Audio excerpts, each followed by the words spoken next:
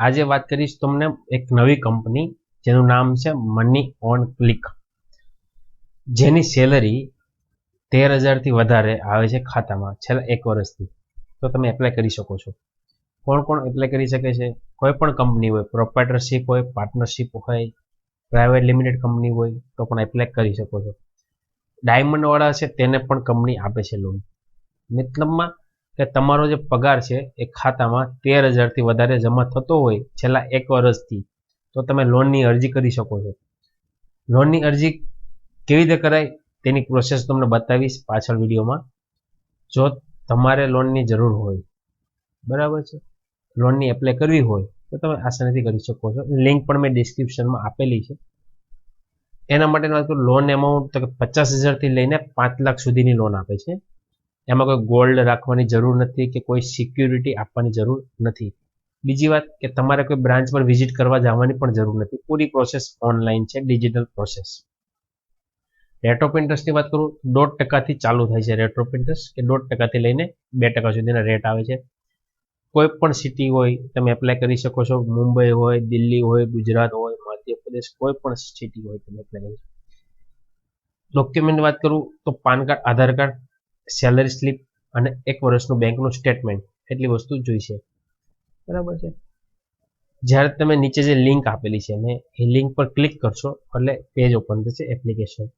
તેમાં તમારી ડિટેલ જે નાખવાની છે એમાં પાન કાર્ડ પ્રમાણે નામ નાખવાનું છે. નામ નાખ્યા પછી મોબાઈલ નંબર, ઈમેલ આઈડી. ત્યારબાદ એમ્પ્લોય ટાઈપ તમે સેલરીડ છો કે બિઝનેસ છો. હાલમાં આ કંપની ખાલી નોકરીવાળા માટે જ આપે છે, તો સેલરીડ હોય તો જ એપ્લાય કરવી. એમ્પ્લોયમેન્ટ કરશો તો છેલ્લે રિજેક્ટ થશે, તો સેલરીડ હોય તો જ એપ્લાય કરવી. ત્યારબાદ તમારે નાખવાનું રહેશે મંથલી સેલરી કેટલી છે, એ સેલરી તમારી આવતી હોય એકાઉન્ટ માટે ટાઈપ કરવાની રહેશે.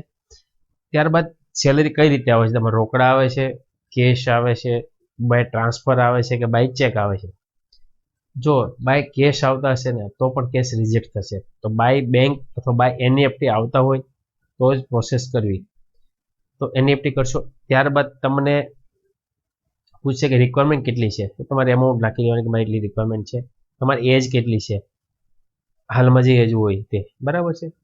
ત્યારબાદ તમારે નાખવાનું રહેશે કે છેલ્લા 1 વર્ષમાં કોઈ લોન અથવા કોઈ હપ્તો ચાલતો હોય તો બાઉન્સ છે, લેટ ભર્યો હોય એવું થયેલું છે. જો યસ કરશો તો રિજેક્ટ થશે, નો કરશો તો આગળ જશે. મતલબ કે તમારો ટ્રેક રેકોર્ડ ગુડ હશે, સારો હશે તો જ લોન આગળ જશે.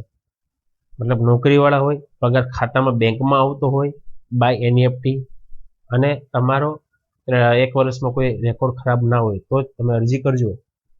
થઈ ગયા પછી તમારે સબમિટ કરવાનું. સબમિટ કરશો એટલે 4 આંકડાનો તમારા પર ઓટીપી આવશે મોબાઈલ નંબર પર. એ ઓટીપી નાખીને સબમિટ કરવાનું રહેશે. જેવું સબમિટ કરશો એટલે તમને ક્રેડિટ સ્કોરના હિસાબે એપ્રુવલ કે રિજેક્ટ કહી દેશે. એપ્રુવલ હશે તો કેસ આગળ ફોરવર્ડ થશે. તેના માટે તમારે ડોક્યુમેન્ટ શેર કરવાના રહેશે.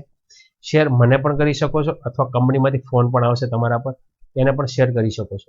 શેર કરવા માટે ડોક્યુમેન્ટ આ જ છે: પાન કાર્ડ, આધાર કાર્ડ, 1 વર્ષનું બેંકનું સ્ટેટમેન્ટ, સેલરી સ્લીપ. ત્યારબાદ બેંકની જે પ્રોસેસ છે તમને બેંકનો કોલ આવશે, ફોલો કરવાનો છે, વેરિફિકેશન આવશે. ત્યારબાદ તમને કોઈ ડોક્યુમેન્ટ ઘટતા હશે તેના ડોક્યુમેન્ટ માંગશે તે તમારે પ્રોવાઈડ કરવાનું રહેશે. આવી રીતે લોનની અરજી થઈ. ડિસબર્સમેન્ટ પણ ઓનલાઈન થશે, બરાબર. તો આ રીતે તમે લોનની અરજી કરી શકો છો. આમાં કોઈ ધંધો કોઈ નોકરી છે તો નેગેટિવમાં નથી, કોઈ પણ કંપની હોય. પણ મેન એક ઉદ્દેશ્ય છે કે ખાતામાં પગાર પડતો હોવો જોઈએ. તમે નોકરી હીરામાં હોય, ટેક્સટાઇલમાં હોય તો પણ કરી શકશો. હીરા માટે પણ સારો ઓપ્શન છે. તો લોનની અરજી કરવા માટે નીચે જે લિંક આપે છે એના પર ક્લિક કરીને તમે આગળ પ્રોસેસ કરી શકો.